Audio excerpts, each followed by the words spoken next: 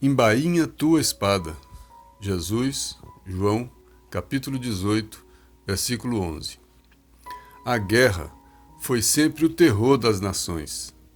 Furacão de inconsciência abre a porta para todos os monstros da iniquidade por onde se manifesta. O que a civilização ergue, ao preço dos séculos laboriosos de suor, destrói com a fúria de poucos dias. Diante dela, surgem o morticínio e o arrasamento, que compelem o povo à crueldade e à barbaria, através das quais aparecem dias amargos de sofrimento e regeneração para as coletividades que lhe aceitaram os desvarios. Ocorre o mesmo dentro de nós, quando abrimos luta contra os semelhantes. Sustentando a contenda com o próximo, destruidora tempestade de sentimentos nos desarvora o coração. Ideais superiores e aspirações sublimes, longamente acariciados por nosso espírito, construções do presente para o futuro e plantações de luz e amor no terreno de nossas almas, sofrem desabamento e desintegração, porque o desequilíbrio e a violência nos fazem tremer e cair nas vibrações do egoísmo absoluto que havíamos relegado à retaguarda da evolução. Depois disso, muitas vezes devemos atravessar aflitivas existências de expiação para corrigir as brechas que nos aviltam o barco do destino em breves momentos de insânia. Em nosso aprendizado cristão, lembremo-nos da palavra do Senhor: embainha tua espada.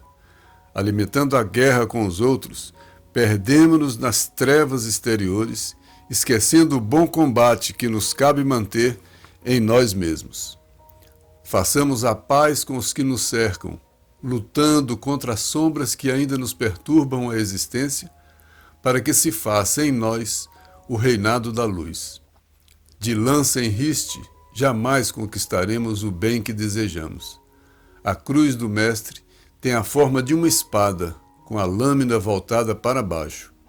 Recordemos assim que, em se sacrificando sobre uma espada simbólica, devidamente ensarrilhada, é que Jesus conferiu ao homem a bênção da paz com felicidade e renovação. Emmanuel. Bom, hoje a gente vai fazer mais um texto desse projeto, o Evangelho por Emmanuel. O texto de hoje está nesse livro Fonte Viva, capítulo 114. O título do capítulo é Embainha tua espada. Emmanuel escreve esse texto baseado nessa parte do versículo. Não foi nem o versículo todo. Embainha tua espada. Aí Emmanuel traz toda uma compreensão sobre essa frase. Embainha tua espada. Antes mesmo da gente entrar no texto, a gente já pode fazer alguma pequena reflexão. Embainhar é colocar dentro da bainha, é guardar. A espada é o que luta, é o que fere, é o que briga, né? Jesus em nenhum momento quis briga, quis luta. Ele é do amor, da paz, do convencimento. Não combina com Jesus uma bainha, uma espada desembainhada, uma espada em riste, uma espada pronta para briga. Agora, o que cabe a gente é refletir. Embainha é o que guarda, abandona, supera, esquece essa espada. E essa espada pode ser o quê? Só o ferro que fere? Ou essa espada pode ser a língua? Pode ser o ódio, o ressentimento? Nossas atitudes, quantas vezes são espadas?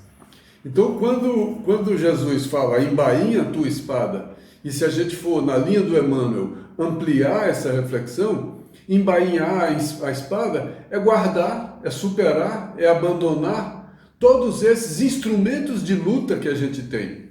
Aí a gente lembra das bem-aventuranças, bem-aventurados os mansos.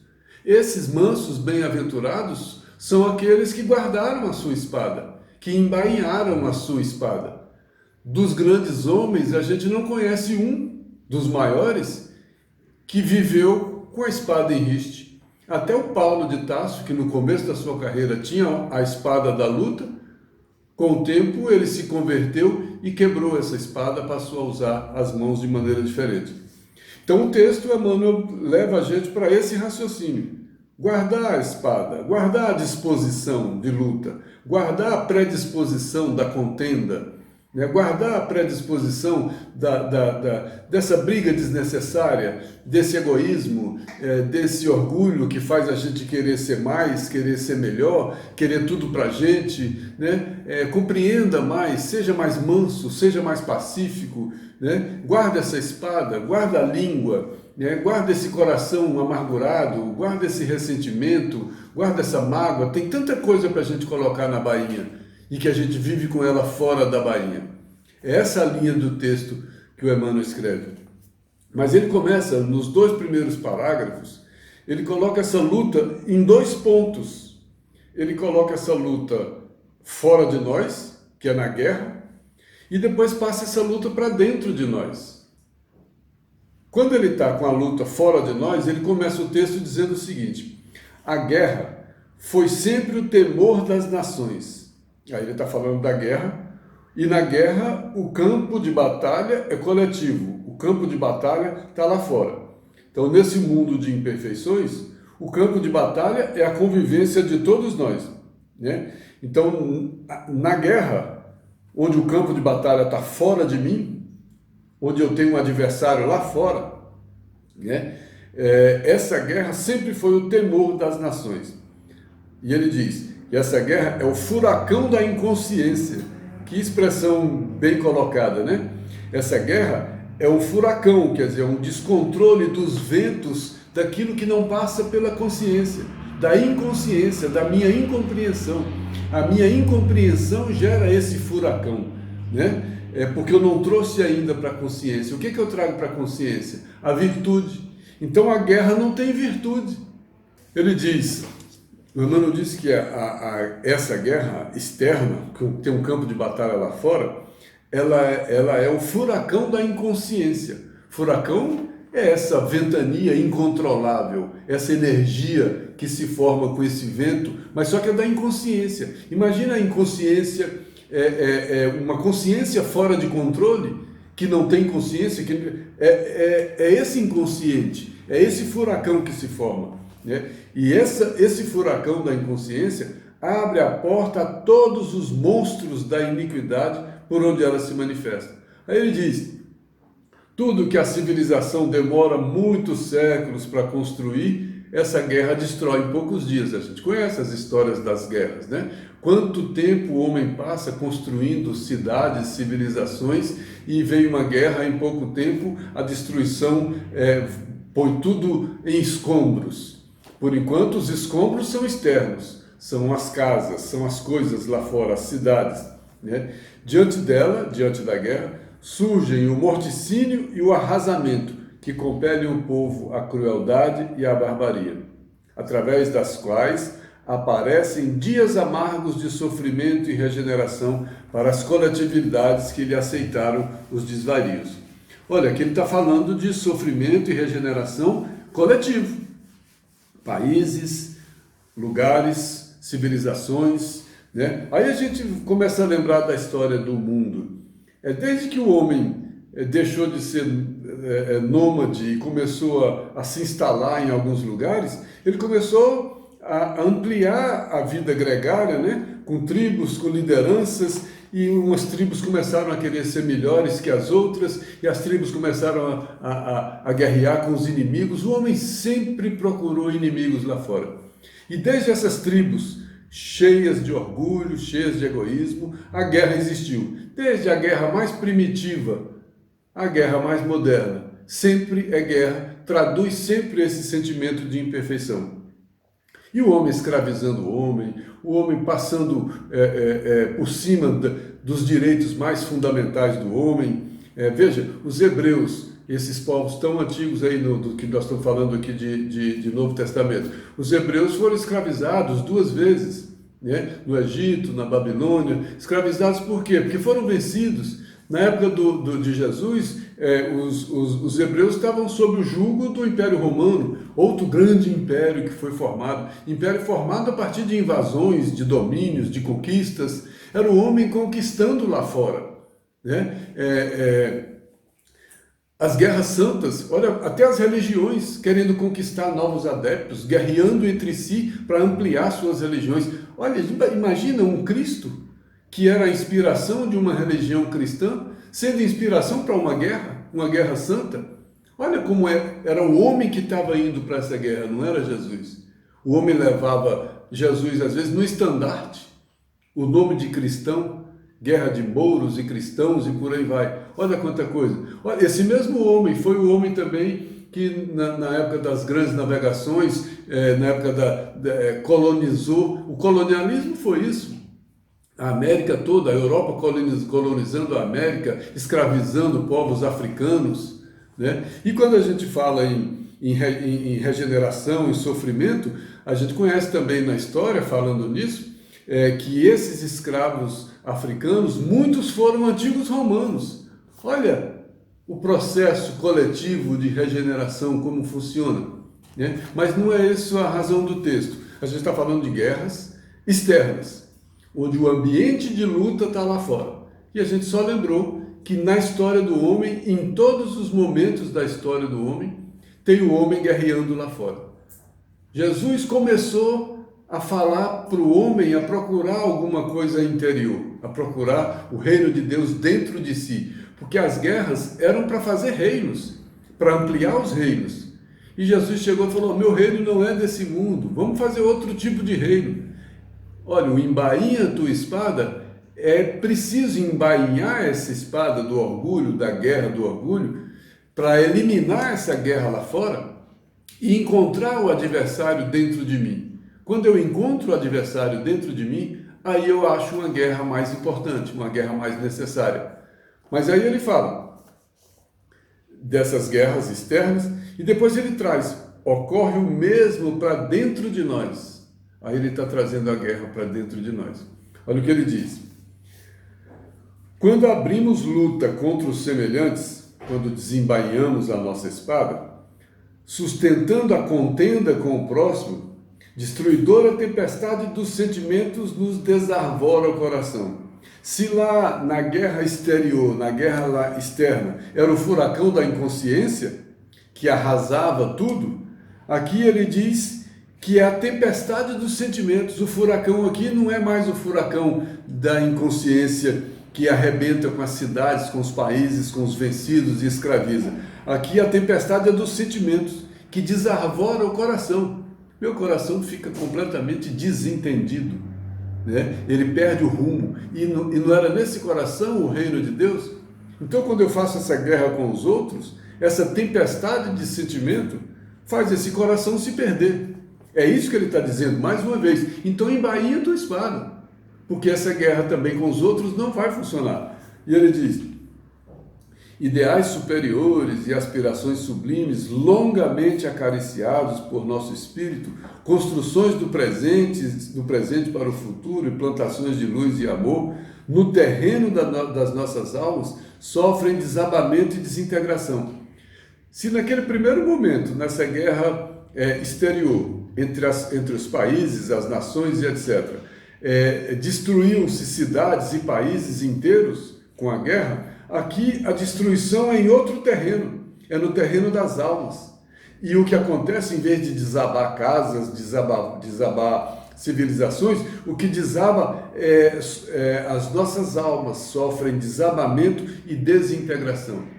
Então, se eu não estou mais em guerra lá fora, numa guerra de países, de povos, de civilizações, mas eu individualmente ainda estou em guerra com o próximo, eu ainda estou fazendo esse processo de destruição. É preciso pacificar, é preciso embainhar a espada. Aí quando Jesus fala para Pedro, embainha a tua espada, Emmanuel traz para essa interpretação. Guarda, abandona todo o ânimo que a gente tem de disputa, de guerra, essa guerra fraticida de países, irmãos e de mesma crença e etc., quanto pessoais. no nosso dia a dia. Nós temos dois tipos de combate, né? A gente aproveita os textos de Emmanuel, nessas lides da evolução humana, né? O combate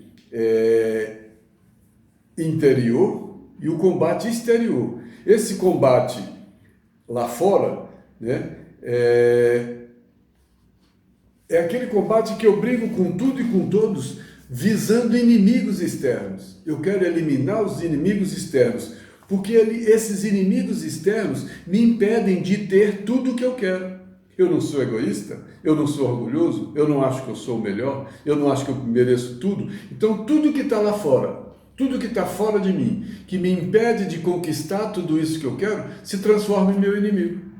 Aí, tanto faz eu estar brigando com países, quanto eu estar brigando com o vizinho, que eu estar brigando com a mulher, com o filho, com o irmão, porque tudo que me impede de fazer tudo o que eu quero. Até no trânsito, se tem um carro na frente impedindo que eu corra, aquele carro passa a ser meu inimigo. Numa fila, alguém que está na fila na minha frente passa a ser meu inimigo. Onde eu chego que tem alguém impedindo que eu realize tudo aquilo que eu quero, esse alguém que está impedindo que eu faça tudo o que eu quero passa a ser meu inimigo. Aí eu travo um combate lá fora, com os outros. Mas aí o Paulo de Tarso inaugurou um outro tipo de combate, que era o combate interior, o bom combate. Esse bom combate não combate mais que aqueles outros que impedem com que eu realize o que eu quero. Combate a mim mesmo. Aí o texto diz aqui: combate aquele desejo que me faz querer tudo. Então eu não quero mais combater todo mundo que impede que eu realize o meu desejo. Eu passo a combater o meu desejo. Eu reconheço que o meu desejo é que estava errado, não as pessoas que estavam impedindo que eu combatesse o meu desejo. Olha que virada. É uma grande virada. Em vez de eu combater os outros que impediam que eu fizesse tudo o que eu quisesse, eu passo a combater a mim mesmo, porque eu começo a reconhecer que eu não tenho o direito de querer tudo. Muda todo o foco. Nós temos dois exemplos de combate aqui que muito bem exemplificados. No livro Pão Nosso, o capítulo 178 está lá, combate interior. É a história do Paulo de Tarso, todos nós conhecemos, quando depois que ele encontra com Jesus, que ele resolve perguntar o que queres que eu faça, que ele começa a modificar toda a sua vida, que ele dá essa guinada na vida, que ele sai do combate externo, de combater os cristãos, de combater os seguidores do Cristo, de combater quem não seguia Moisés como ele, de combater quem não acreditava nas coisas que ele queria ou que ele acreditava.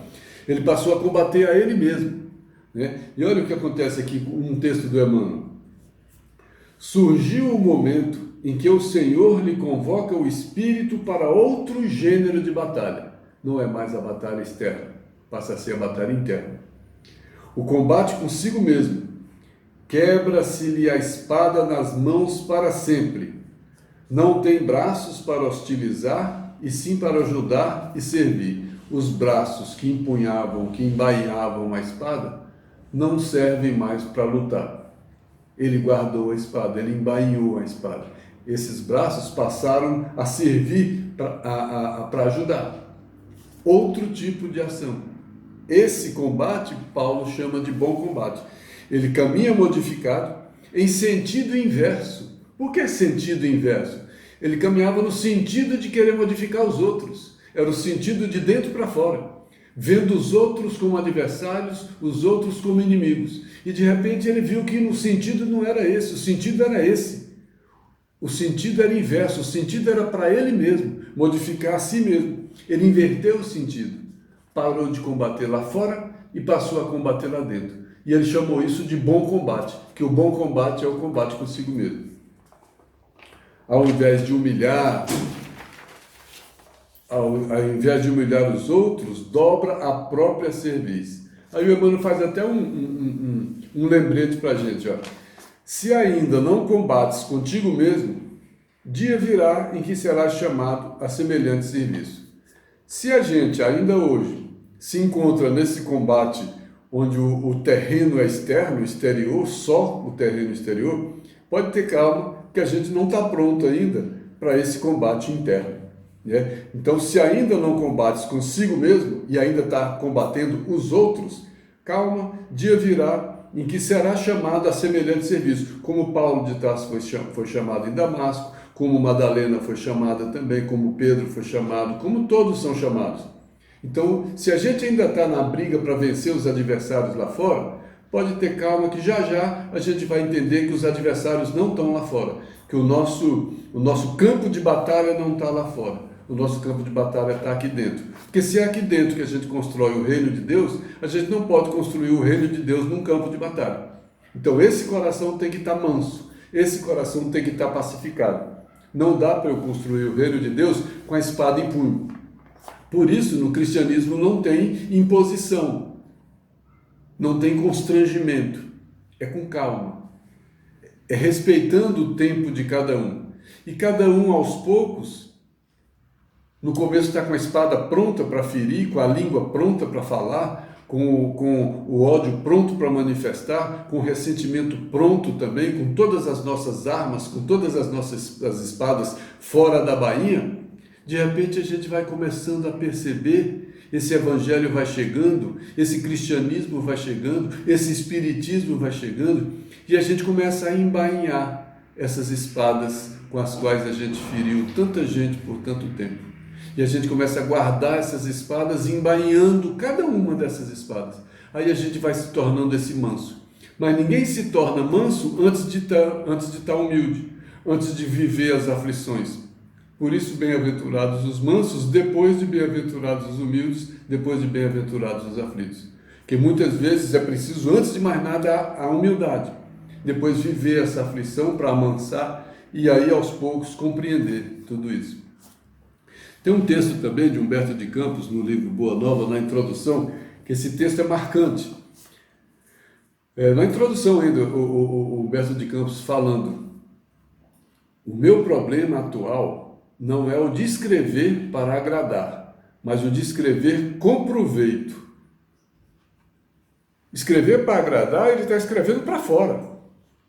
Ele está escrevendo porque quer agradar os outros, porque quer vender, porque quer fazer sucesso. Quais os interesses? Olha a espada, está desembainhada, porque ele está na luta em busca do sucesso, em busca do reconhecimento, em busca de tudo isso, né? Meu objeto, depois que ele reencarnou, que começou a ver um monte de coisas a mais, que começou a manifestar através da mediunidade do Chico, ele escreveu algumas belezas evangélicas, tipo esse livro Boa Nova. E na introdução está isso, quando ele mesmo reconhece: o meu problema, era um jornalista, contista, cronista, escrevia, era da Academia Brasileira de Letras, fazia muito sucesso, e de repente ele percebeu que ele estava buscando o objetivo lá fora. Ele tinha que trocar o objetivo lá de fora pelo objetivo aqui de dentro. Olha que grande permuta. É a mesma, é desembainhar a espada.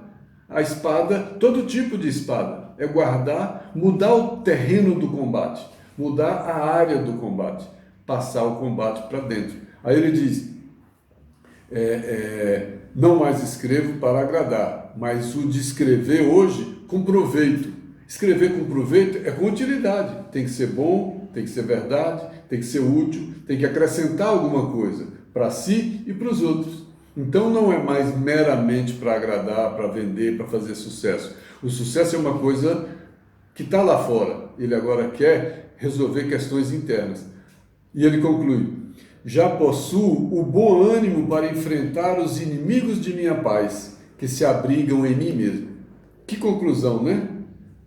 Já possuo o bom ânimo, a disposição, já enxergo que os meus inimigos não estão lá fora. Que os meus inimigos não é quem está na minha frente no trânsito, não é quem fala diferente de mim, não é aquele que eu estou ressentido, não é aquele que me faz contrariedade, não é nenhum desses. O meu inimigo está dentro de mim.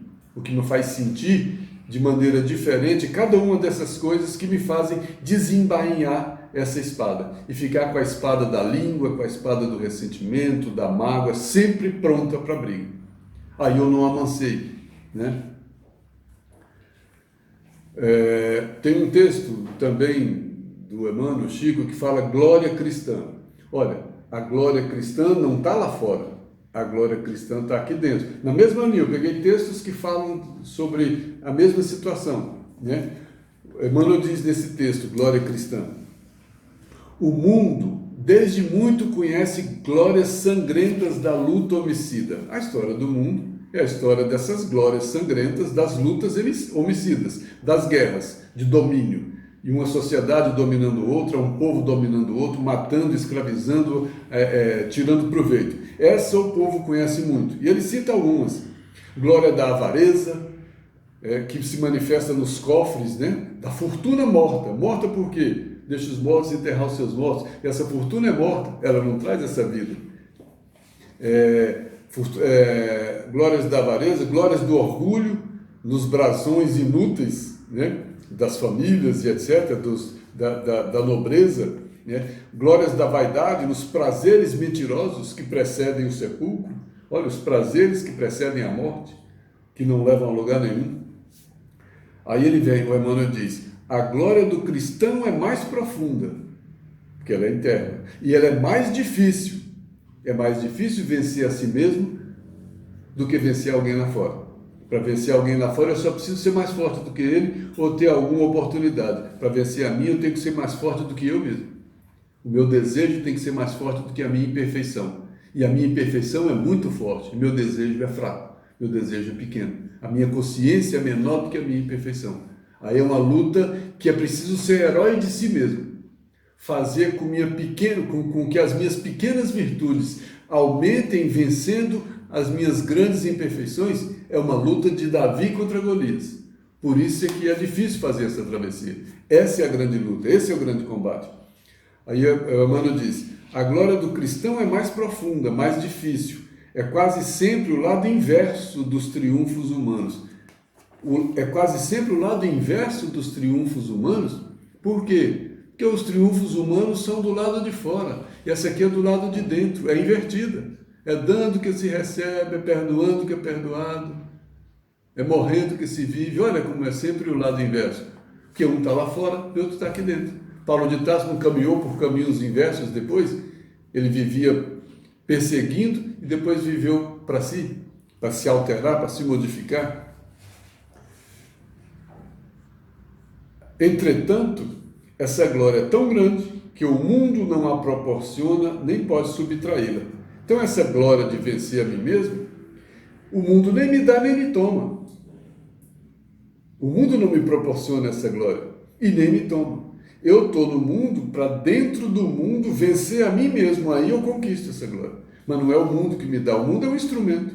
O corpo é um instrumento, as circunstâncias são instrumentos. Tudo isso são possibilidades que eu utilizo para ter essa vitória sobre mim mesmo. Paulo também falou alguma coisa parecida, falando de glória, de vencer, de não sei o quê. Olha a conclusão que ele chegou mais tarde, depois que ele viu que ele não queria mais a glória dos fariseus, aquela glória de ser chefe religioso, de mandar e de perseguir, de não sei o quê. Quanto a mim, Paulo, não aconteça gloriar-me, não aconteça a glória, a minha glória, senão na cruz de nosso Senhor Jesus Cristo, por quem o mundo está crucificado para mim e eu para o mundo. Então, qual a glória que o Paulo queria? A glória da exemplificação de Jesus, que crucificou o mundo para ele e ele estava morto para o mundo. Por quê? Porque ele estava fazendo aquele sobrevoo da fé. Ele estava acima dessas questões menores. Voltando para o texto de hoje, o Emmanuel diz: façamos a paz com os que nos cercam. Aí ele diz: lutando contra as sombras que ainda nos perturbam, para que se faça em nós o reinado da luz. Então, para fazer a paz com os que nos cercam, as sombras estão dentro de mim. De lança em riste, jamais conquistaremos o bem que desejamos. Na marra, com a força, com a imposição, com o autoritarismo, com a violência, porque tudo que agride é violento, tudo que quebra a harmonia do universo é violento, e a vontade de Deus não é violenta, o equilíbrio não é violento, porque o dia que o equilíbrio for violento, ele causa desequilíbrio. A cruz de lança em riste, jamais conquistaremos o bem que desejamos. Quer dizer, com essa guerra, com essa fúria, com essa lança, com essa espada em riste, a gente jamais vai vencer a nós mesmos. Olha que exemplo que ele deu, lindo isso. A cruz do mestre tem a forma de uma espada com a lâmina voltada para baixo. Então aquela espada que era a espada de ferir, se você virar, ela vira uma cruz. Então quando você está com o terreno de combate, com a área de combate lá fora, você está com a espada. Agora, para você inverter, para combater a si mesmo, você inverte essa espada, não fere mais a ninguém e começa a enxergar nessa espada uma cruz. Que cruz? A cruz da redenção, a cruz do cumprimento da vontade do Pai, etc, etc. Recordemos assim que em se sacrificando sobre uma espada simbólica, devidamente ensarrilhada, é que Jesus conferiu ao homem a bênção da paz, da felicidade e da renovação. Emmanuel ainda recorda a gente. Recordar o quê? Santificando sobre uma espada simbólica. Santificando como? Cumpriu a vontade do Pai sendo crucificado, né? na cruz, na espada simbólica, devidamente ensarrilhada, não foi violento, não reagiu, não fez nada disso. Estava ensarrilhada, estava guardada, a sua violência estava guardada. Foi assim que Jesus conferiu ao homem a bênção da paz. Tem um texto do livro Pensamento e Vida que fala de tolerância. Tolerância é uma maneira da gente guardar a espada. Quem não tem tolerância vive com a espada na mão, pronto para a guerra, pronto para a luta. Olha o que Emmanuel diz nesse texto de tolerância do livro Pensamento e Vida. A brutalidade do homem impulsivo e a irritação do enfermo deseducado, tanto quanto a garra do animal e o espinho da roseira, representam indícios naturais da condição evolutiva em que se encontra. Então, quando eu estou com a espada em punho, eu mostro o meu grau de evolução. Porque a brutalidade do homem impulsivo, quem é o homem impulsivo? Aquele que não para, não pensa, não ouve, ele só segue os impulsos. Quem segue o impulso não segue a razão. E a consciência não conversa comigo através do impulso. A consciência conversa comigo através da razão. O homem impulsivo não consegue ouvir a consciência. O homem impulsivo saca da espada e fica com ela em punho e corta a orelha do guarda que o Pedro quis cortar. Porque ele também era impulsivo e deixou de ser impulsivo depois com o ensinamento de Jesus. Né? Então a brutalidade, olha, ele diz que o homem impulsivo é bruto, porque não é educado, ele não para pensar. Hoje a gente está vendo muita manifestação impulsiva por aí, de muita brutalidade, né? Então a brutalidade do homem impulsivo, tanto quanto a irritação do enfermo deseducado, olha o enfermo, que também não é manso, que é deseducado, que não aceita, que reclama, que resmunga. Olha a humildade e a aflição passando antes dos mansos, né? Tanto quanto a garra do animal e o espinho da roseira. Ele compara essas questões da brutalidade, da irritação, com a garra animal e com o espinho da roseira, e representam indícios naturais da condição evolutiva. Opor ódio ao ódio é operar a destruição. Não se constrói. Por isso que o reino de Deus era diferente. Tinha que ter o perdão. Porque pelo ódio não se constrói reino nenhum. Quem estava construindo um reino, um grande reino, era Roma. O Império Romano foi construído com invasões. Invasões a outros países, a outros povos, a outros lugares, vencendo, escravizando e etc. O que tem hoje além da história? Tem a história. E o que tem hoje daquele reino que o Cristo estava fazendo, naquela época, começando, que achou 12 discípulos lá no fim do mundo e começou a construção daquele reino? Olha o caminho que andou cada um desses reinos. O reino de Roma, o Império Romano, foi desagregando. E o reino de Deus, do cristianismo, foi crescendo. Onde está o reino de Deus hoje? Além no coração do homem, mas olha, cada vez mais cristãos, e essa árvore do cristianismo vem trazendo sombras a vários cristãos. Ele diz também no livro Pão Nosso, ele fala da língua. A língua é uma espada também. Embainhar a espada é embainhar a língua também. Olha o que ele diz, está no livro Pão Nosso, capítulo 170. Poucas vezes a língua do homem há consolado e edificado os seus irmãos. Reconhecemos, porém, que a sua disposição é sempre ativa. A língua está sempre pronta. Para quê? Para excitar, para disputar, para deprimir, para enxovalhar, para acusar e para ferir. Embainha a sua espada, Jesus falou. Embainha a espada da língua. Eu preciso ver o que eu faço com essa língua. Eu preciso ver de que maneira eu estou usando essa espada. Se eu estou com ela o tempo todo em uso, ou se eu estou aprendendo a guardar essa espada, essa língua que fere tanto. O outro texto, Vinha de Luz, o Emmanuel fala de paz. Cultiva a paz. Não dá para cultivar a paz sem embainhar a espada. Tem que guardar a espada para cultivar a paz, porque ninguém conquista a paz com a espada, né? Basta ver a história do Gandhi na Índia. Que lição bonita que ele deixou para a humanidade. Emmanuel diz desse texto, cultiva a paz. Todos rogam a paz no planeta, atormentado de horríveis discórdias, mas raros se fazem dignos dela. Ele já começa mexendo com a gente, né? Todo mundo quer a paz, mas ninguém merece. Porque eu quero a paz em relação a mim, mas eu não faço nada por essa paz. Eu quero que todo mundo me respeite, mas eu não respeito ninguém. Então, que paz que eu quero? Da minha vontade. Então, desejar a paz de acordo com o mundo que eu quero é muito fácil. O difícil é desejar e promover a paz de acordo com o mundo como ele é. É difícil buscar a paz reconhecendo e aceitando o mundo como ele é. E toda vez que o mundo não está como eu quero, eu perco a paz. Eu brigo com quem não pensa como eu faço qualquer coisa, eu desembainho a minha espada. Toda vez que o mundo não está de acordo com a minha vontade, eu tiro a minha espada. E estou pronto para ferir, e estou pronto para brigar. Mas quero a paz. Eu levanto a espada falando que eu quero paz. Essas pessoas que fazem isso exigem que a tranquilidade resida no mesmo apartamento onde mora o ódio gratuito aos vizinhos. Que figura, né? Quem é o apartamento que eu quero paz onde mora o ódio gratuito aos vizinhos? Sou eu, né?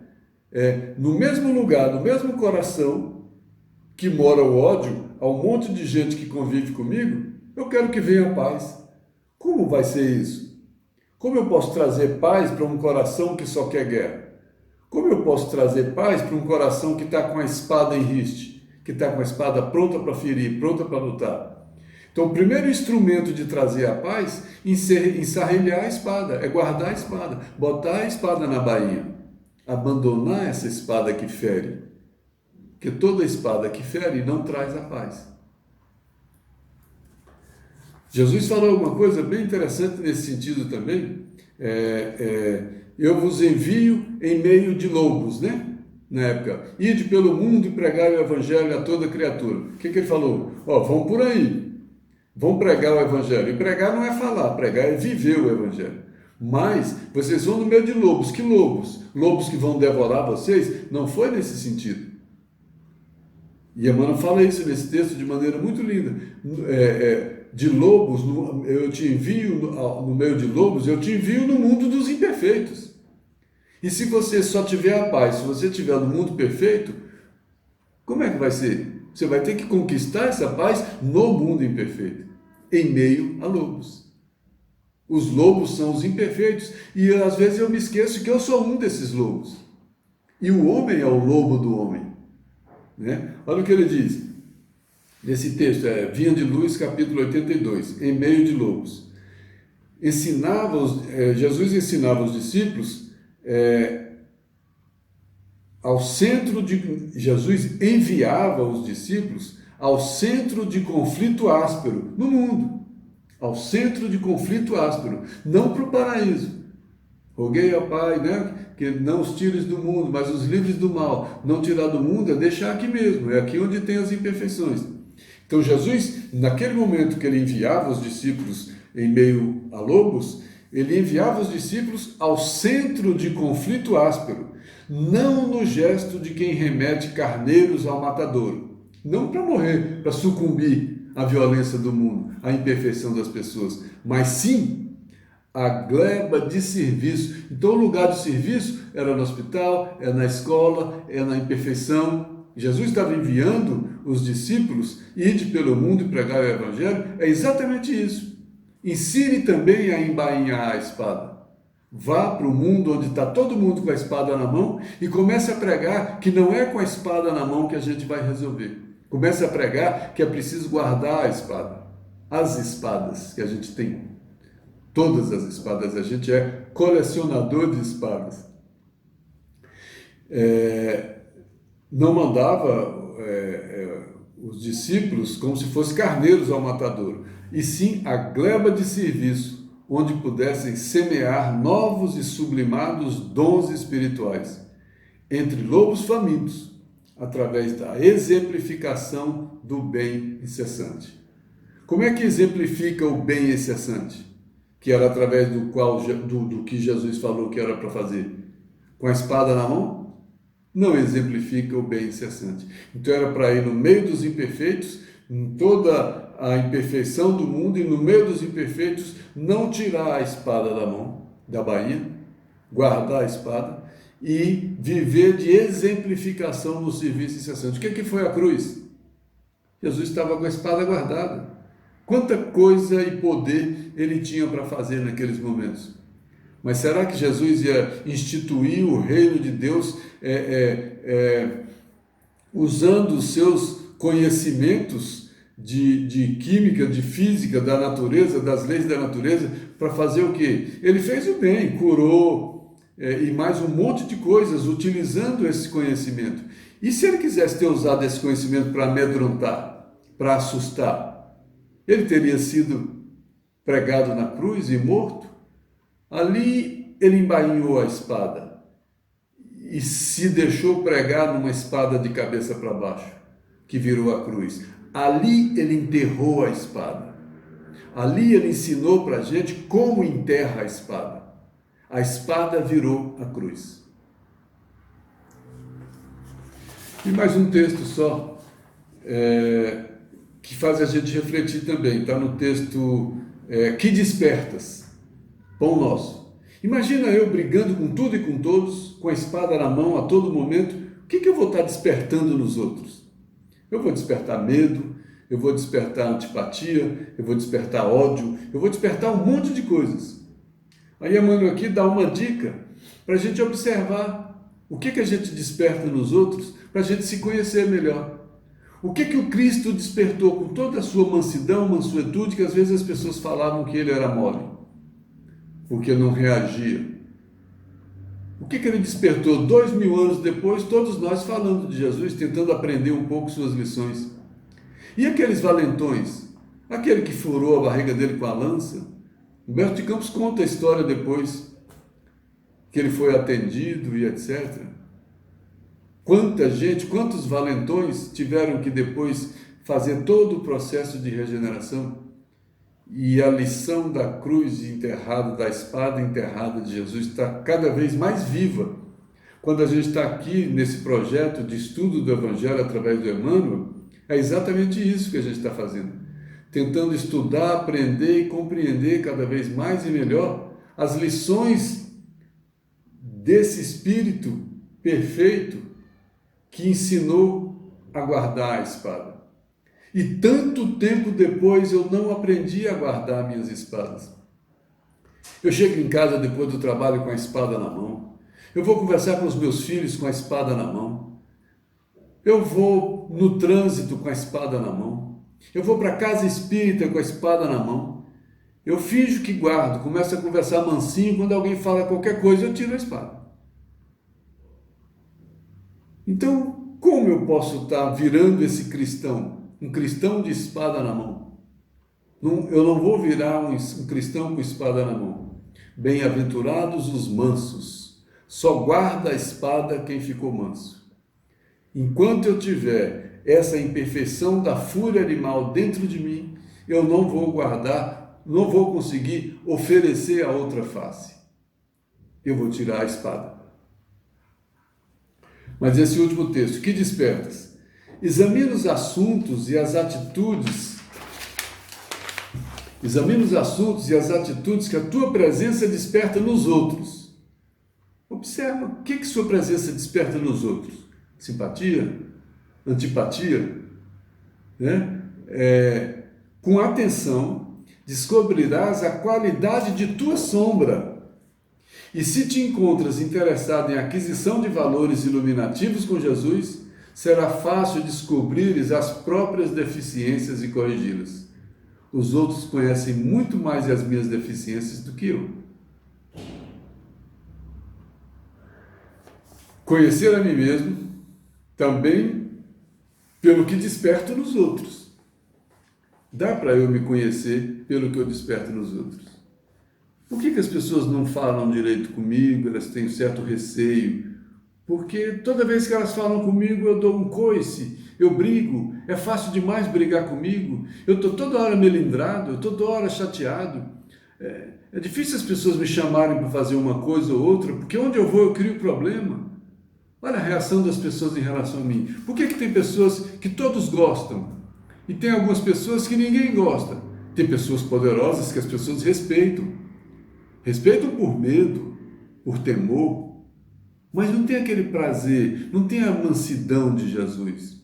Não era um Chico Xavier que trazia todo mundo para perto dele, com carinho, com compreensão, sem falar mal, sem tirar a espada em momento nenhum. Quando o Chico não trouxe uma mensagem para uma mãe desesperada que tinha perdido o filho, que ela ficou chateada e cuspiu na cara dele, ele não tirou a espada. Ele pediu desculpas para a mãe por não ter trazido a mensagem que ela queria tanto. Olha só, qual de nós não teria tirado a espada naquele momento? Qual de nós teria força suficiente? Então, se achar cristão, se chamar espírita, não é tão fácil. É melhor a gente ficar satisfeito de sermos aprendizes do cristianismo, aprendizes do Cristo, aprendizes da doutrina espírita. Porque é aprendendo que a gente vai aos poucos guardando a espada, aprendendo a ser mais humildes, aprendendo a ser mais mansos, aprendendo a viver as situações da vida. Nesse texto de hoje, quando Emmanuel aproveita só o embainha a tua espada, o complemento do versículo está, o Cristo fala, porventura eu não beberia o cálice que o meu Pai me deu? Quer dizer, Pedro, guarda a sua violência. Por acaso eu não vou conseguir cumprir a vontade do Pai em mim? Eu vou precisar de brigar, de matar para cumprir essa vontade, para fugir dessa vontade? A gente faz isso toda hora. A gente não compreende o cálice que o Pai deu e tira a espada para fugir, para brigar desse cálice. Que Deus nos abençoe. Mais esse texto de uma riqueza muito grande, esse desembainhar ou embainhar a espada, depende sempre de nós. Nos momentos em que o coração funciona menos e que o impulso funciona mais, que as nossas imperfeições falam mais alto, a gente sempre desembainha a espada. Agora, nos momentos que a gente começa a adquirir consciência, que o coração começa a amansar, que o cristianismo começa a penetrar em nossos corações, a gente vai aprendendo aos poucos a embainhar a espada. Lembrando que a espada não é um pedaço de metal. A espada é tudo que traz a discórdia, que traz a briga, que traz a disputa. É a língua, são as mãos, são os pés, todas as manifestações do meu espírito que possam trazer constrangimento, que possam trazer disputa, que possam trazer briga, que possam trazer desequilíbrio, que possam trazer desarmonia. Que eu também consiga, e que cada um de nós consiga, aos poucos, pegar essa espada e virando essa espada, mudando o sentido da rota dessa espada. E quando essa espada estiver de cabeça para baixo, que a gente possa enterrar essa espada no chão e enxergar cada um a sua própria cruz E lembrar quando Cristo disse: quem quiser vir após mim, negue a si mesmo, pegue a sua cruz e siga-me. Ele não disse: pegue a sua espada e siga-me. Que a gente aprenda a pegar essa cruz e seguir a Jesus. Não é fácil para ninguém. Não é fácil para nenhum de nós. É um grande desafio. É o desafio humano. Que Deus nos abençoe.